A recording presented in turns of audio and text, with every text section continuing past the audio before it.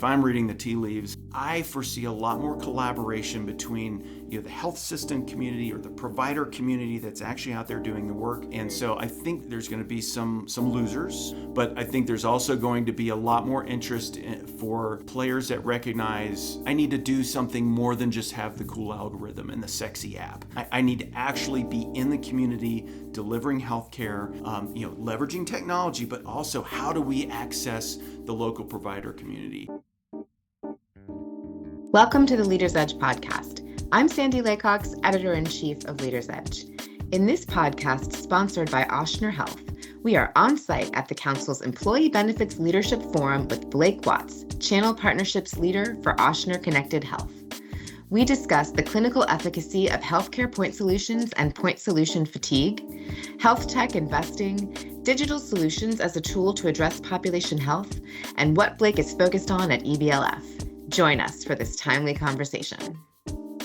Blake, it's great to be here with you at EBLF. Welcome to our podcast studio. Thank you so much. Excited to be here. We are just kicking off the meeting. So before we jump into all of that, let's just give a quick introduction to our listeners. You are with Ochsner Health and specifically Ochsner Connected Health. If you're listening to this and you are a healthcare person like the Mayo Clinic and MD Anderson, in fact, we have a partnership with MD Anderson. We're very well known as an 80-year-old not-for-profit academic health system, just a huge health system that has been at it for a really long time, early adopter of value-based care. And we're a bit of an odd duck in this conversation because in the world, while we're very well known in healthcare circles, we're not super well known in employer and broker consulting circles. And so that's part of my role is to change that. But the brokers, consultants, and HR people that come across us will be viewing us from the lens of a point solution. So that's the nearest categorical bucket that they would use is I'm putting air quotes here around point solutions. So that's kind of the space that we play in Ochsner Connected Health. But given that our foundation comes from being an old academic health system, it's a very, very different animal once you start peeling the onion a bit. Let's first talk a little bit about EBLF. We're here at on site at the meeting at the Broadmoor and about to kick things off. So we'd love to hear a little bit about just what you're looking to talk about here, who you're interested in connecting with, and sort of what topics are on your mind for your meetings. Yeah, well, first of all, always excited and pleased to be back here. This is my third year at EBLF, and any chance I can get to come out here to the Broadmoor, never to turn their nose up at that sort of thing. But I'm excited about, even though the meetings for me kick off here in about an hour, I'm excited to be talking to a lot of the national consulting houses. In my role at Ochsner, I'm sort of the one throat to choke for all the big national consulting firms. We do have sales teams out in the territory, so to speak, that are going to work with population health consultants and SMEs and producers and client execs and that sort of thing.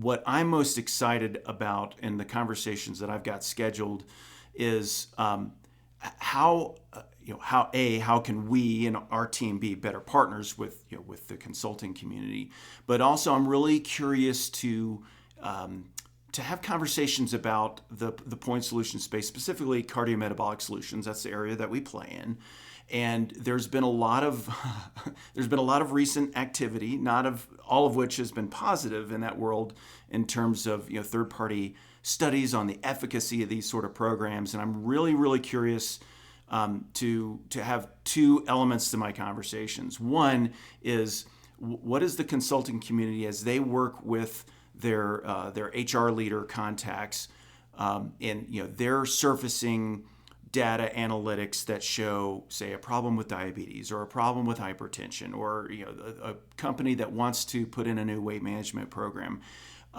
How are their clients perceiving our space? Because let's be real, the point solution fatigue thing is real, and people have been getting promised ROI numbers and all these outcomes for 15 years in this space now, and really, as the third-party studies are starting to roll out and show, there hasn't been a lot of actual results on the clinical side of things, actual tangible outcomes. And so, what I'm most curious and excited to learn from my consulting friends is how are they navigating those? Forget about Ochsner for a second. How are you as a consultant navigating those conversations with your employer clients?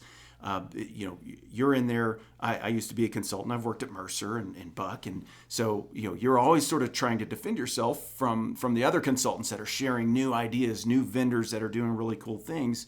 And so how are you structuring those conversations so that you're trying to get to the problem solving mode, but also do it in a way that's fresh and new and doesn't get that eye roll from HR. When you start talking about ROI for this or that solution, everybody's already start rolling. CFOs, HR leaders, it's like, okay, what is the real definition of ROI? And so how are the consultants navigating those conversations? That's one thing I really want to learn, because that will inform how I, as in a consultative role with my consulting friends, how will I navigate, helping educate them so that, I can intersect the best sorts of opportunities at the right times with the right clients and be a good use of everybody's time. So that's one thing. And then number two, we've got some new things that we're doing. Obviously, I want to communicate that to the consulting community, specifically launching weight management this year. And so getting those updates, but also there's a ton going on in the consulting space. All of the not to name names, I don't know if I should or not, but the Lochtons and the Gallaghers and the Aons of the world, just to call out three that off the top of my head. There's a lot of M&A activity happening, and I'm really curious to learn from them how they're navigating those acquisitions and those mergers. And again, how does that inform what I do as a partnerships leader for my organization? How can we be better partners with the consulting community? Now, are you talking about M&A happening within their community or M&A happening in the larger healthcare space that they have to navigate? That's an interesting question. So I was really referring to on their side of things. To your point, there is a little bit of activity obviously going on in the healthcare, the brick and mortar space, with some of the recent acquisitions. And I don't think that comes up as much in my conversations because I'm so condition specific focused in a lot of the conversations that I have. But that is an environment that, I think as I look to the future of, if you think about the last 3 years of VC investment in point solutions, hundreds of millions of dollars been flowing in, right? And the reality is that you could launch a point solution. Managing some, pick a condition, any condition. You launch it because you've got the secret new algorithm that you figured out. You launch it last week in your basement, and then 4 weeks from now you've raised $25 million, and where does that money come from? And it's a kind of silly monopoly money. And I'm sort of making a joke there, but really it's been a ton of money flowing into the space and a lot of effort toward disruption. And what I think is going to happen, if I'm reading the tea leaves and my vision for the future, is the healthcare community. So the brick and mortar health systems and players that are actually out there delivering care to real patients, not plan members, actual patients coming in the door. I foresee a lot more collaboration between the health system community or the provider community that's actually out there doing the work and technology. And so I think there's going to be some losers in terms of the point solution community that will go by the wayside. That's just law of large numbers in that world. But I think there's also going to be a lot more interest for players that recognize I need to do something more than just have the cool algorithm and the sexy app. I need to actually be in the community delivering healthcare.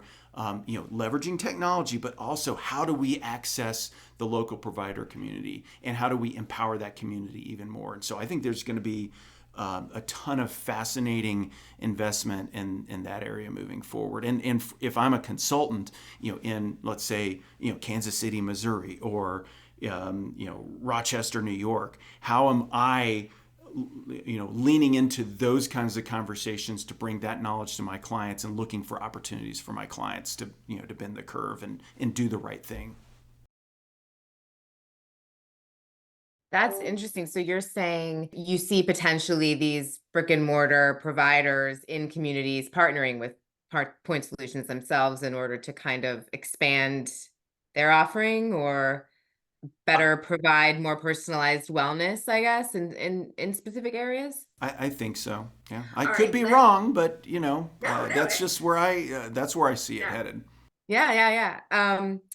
Let's go back briefly to the studies that you mentioned in talking about point solutions, and not to do a deep dive into them, but in these conversations that you're having, how would you sort of talk to a consultant about addressing the clinical concerns, the clinical efficacy, and like as you mentioned, you have to do more than just, find the algorithm and get a lot of money from an investor. What would you say to sort of to answer these studies and, not say you're right, all clinical point solutions are bad?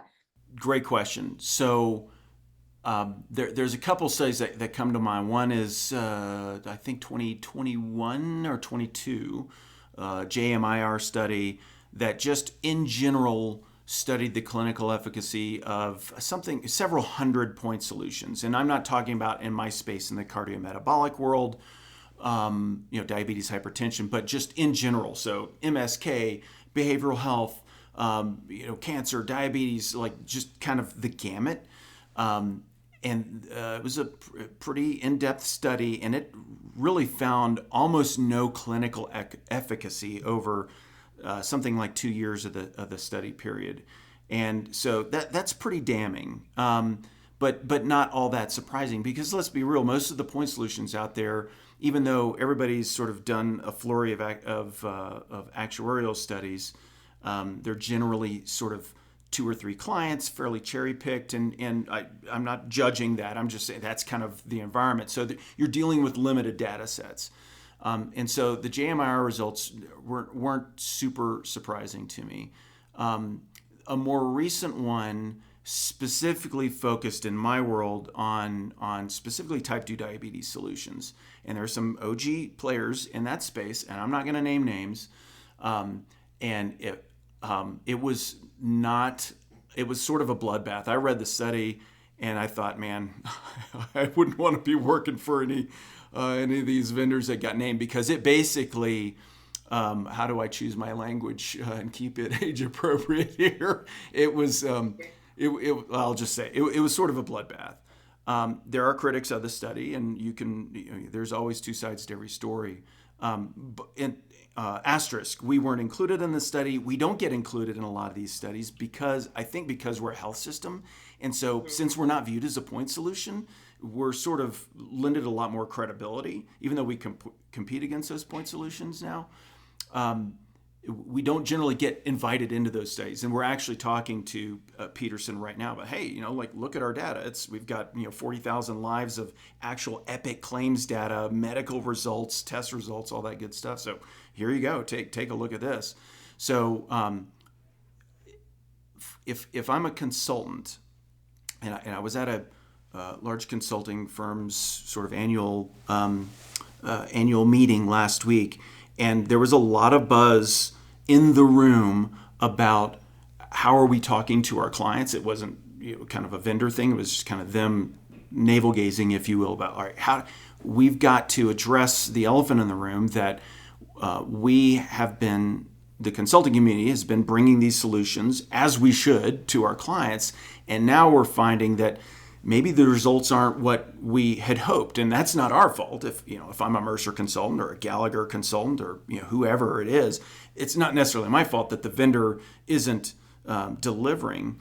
But now that we know, maybe everybody likes the solution, but maybe you're not getting great results. So how do we address that? Do we go back to that vendor and keep grinding that axe, or do we look for newer things out there that maybe have a more clinical basis? So all this is I feel great for us, because we've got nothing nothing to hide in terms of data and a lot of clinical data. But I think if I'm the consulting community, I'm really I'm struggling to find the time to have that conversation, because you got to remember, even though I love my world of cardiometabolic solutions, like that's one tiny little problem in a sea of problems that my clients are dealing with. You got economic issues, worldwide conflict, and labor shortages on one hand, and downturn, needing to lay off on other hands. Like it's sort of bedlam out there. And if I'm HR,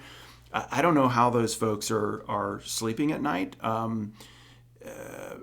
Maybe I need whatever they're taking to sleep well, if they are. But that, again, my little world of cardiometabolic solutions, that's just, I got to be real. It's one little problem for a consultant to try to take in that 1 hour that they get, once a quarter to, sort of strategize at a high level with their client. How do I have this conversation and bring up, the right kinds of solutions? So that's, I think, what I'm sensitive to in the consulting community, and my friends in that world are, how can I help them, be better stewards of that information?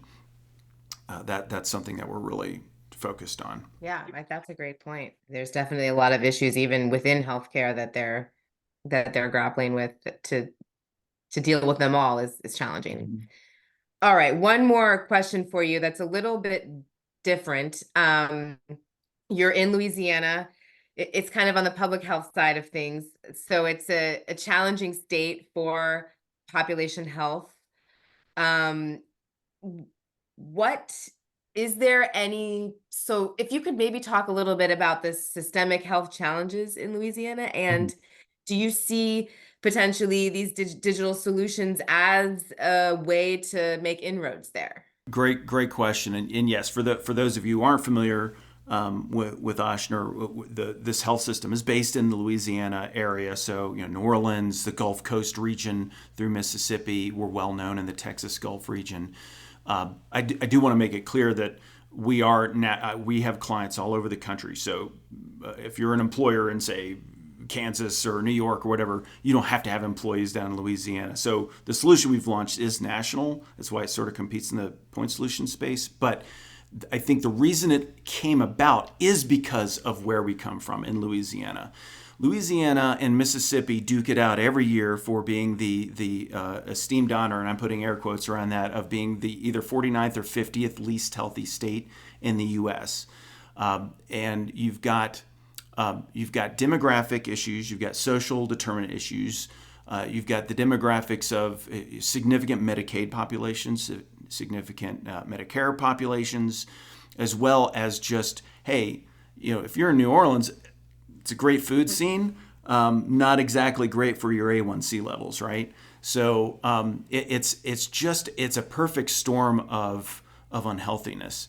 And about 10 years ago, this journey toward Ochsner Connected Health and this national solution came from an effort of us being a very early adopter of value-based care as a health system. And I do think that's where all health systems philosophically want to head. Most health systems are unable, any health system that just decided, tomorrow we're exclusively value-based care, you flip that switch and you're going out of business. You can't. There has to be sort of this bridge that's slow over time, and we just began the process a long time ago, 10 years, and is, I guess, a long time in our world nowadays. So when you're trying to solve from a value-based care approach for things like population health issues, diabetes, hypertension, if you look at adverse health outcomes in a health system, that is, let's be frank, you're dying too soon, or you're having a major health event that is significant hospitalization because you had a heart attack or you had a stroke or what have you. So when we looked at the data, and we're built on Epic as our Epic MyChart as our data source, when we look backwards, longitudinally over time on all those adverse outcomes, we traced it back to obesity, diabetes, and hypertension, and hyperlipidemia. So we look at a cardiometabolic spectrum and figured, okay, what we're doing isn't working. And what we're doing, we, not just Ochsner, but the health system in general, is whereas if you're a patient and you have, say, a back issue, or you've got cancer, your PCP doesn't manage that. Your PCP isn't the one that's managing that condition. It's a specialist. So with in the cardiometabolic spectrum, unfortunately, the way health systems are handling this is you've got PCPs that are the ones that are managing that condition. Well, if you're the average PCP with a 2,500 patient panel, you do not have, there's another study on this, by the way, that outlined you need 26 hours in a day to provide evidence-based care to a patient population of 2,500. That's another fascinating study that I didn't link for you, but I can provide that. And so obviously that's impossible, 26 hours. You got to sleep sometime and eat and take care of the kids and everything. So what's happening is PCPs are not providing evidence-based care on the cardiometabolic spectrum. So who are the top of license people to manage that condition? How can we solve this problem? So we did it by leveraging technology to bring about a sort of a remote center of excellence. So the technology wasn't the thing. It wasn't the algorithm. It wasn't a sexy app. We have all that. But it was how do we provide remote center of excellence style care to this patient population so they don't have to come in and twice a year, and those are the only data points we get. So PCP goes and sees a patient twice a year, and those are the two blood pressure readings they get. Those are the two A1Cs that they get. Well, how can we use technology to give that PCP 4 readings a week and somebody to manage that patient's medications appropriately? So it's not just about the new drugs, the GLP-1s that are sucking all the oxygen out of the room right now, but it's about managing the whole universe of various medications that member might be on. And so that was really sort of the angle that we came at it. We didn't ever intend to launch a point solution. We just intended to do better for our patient population and help our PCPs out. So it was sort of, again, that's the value-based care aspect. How do we provide better care, get better outcomes, and obviously that helps us on the bottom line in a value-based care contract. So we solved that problem pretty well, and it worked super well. And then we just started, it sort of grew. I call it an accidental point solution, and my marketing team hates it when I do that, but it's kind of what it is. We didn't intend to do it. It just worked really well, and word got around. And then, our consultant said, hey, can you do this for some of our other clients? And, then we worked with a national oil company that's in 28 states, and we had to, because we're establishing care, managing medications, and it's a 1-to-1 clinician to member ratio, we had to get credentialed in those states. We thought, well, we should just rip off the bandage and go national. And so that was it. It was like we hadn't even priced it yet. We didn't have like VC people tell us, oh, here, what's your growth trajectory? It's like, no, how can we do better patient care? How do we get more evidence-based medicine in the hands of our patients? So it's a funny journey. Well, it's great. It's very exciting to see value-based care at work with technology in play. And maybe eventually, we'll see more and more health systems doing something like this. Yeah. And that's what's really, going back to the earlier part of our conversation when we were talking about sort of the future, what the point solutions will look like. And I really do, I am hopeful. Obviously, I want us to do well with Ochsner, but I'm hopeful in the broad brush of things that there will be more health systems that as the inexorable migration toward value-based care happens, that more are going to be willing to do this sort of thing, invest in this sort of technology, either homegrown it, which is very difficult, or partnering with an exterior party, like a solution, either on a white label basis or straight up acquiring. You'll see more of that. There's a lot of not VC, but a lot of investment groups within health systems. We have one called Innovation Ochsner that we've invested in several different things that are very interesting. And so I see more health systems doing that sort of thing. And I think I think we need less disruption by the tech-enabled VC community and more partnership and collaboration. And I think that's how we get to better end results in the future. It's interesting because we track this, the insurtech side on the property casualty. You hear it's similar conversations, different kind of trajectory, but it seems like that's really when you sort of shake out the startups, and the players that last are the ones that have that input from the expertise side of whatever it is, whether it be, wildfires or healthcare. Yeah. Well, let's be real. Working with a health system, like if I was a point solution trying to work with a health system, you hear my voice like, oh, we should do that. We should partner with XYZ health system. It's a tough road. I mean, it's there are issues at the health system. I'm not going to ever deny that. Not all roses and daisies. Yeah, no, there's a rose every once in a while, but there is hope there, and you gotta just keep after it. Yeah. Well, listen, it's been great to talk with you. I hope you have a great meeting. Enjoy your time in Colorado. Yeah, thank you so much for the time. I appreciate it. That was Blake Watts, Channel Partnerships Leader for Ochsner Connected Health, on site here at the Council's Employee Benefits Leadership Forum. For more Leaders Edge podcasts, go to leadersedge.com or find us on Spotify, Apple Podcasts, and SoundCloud.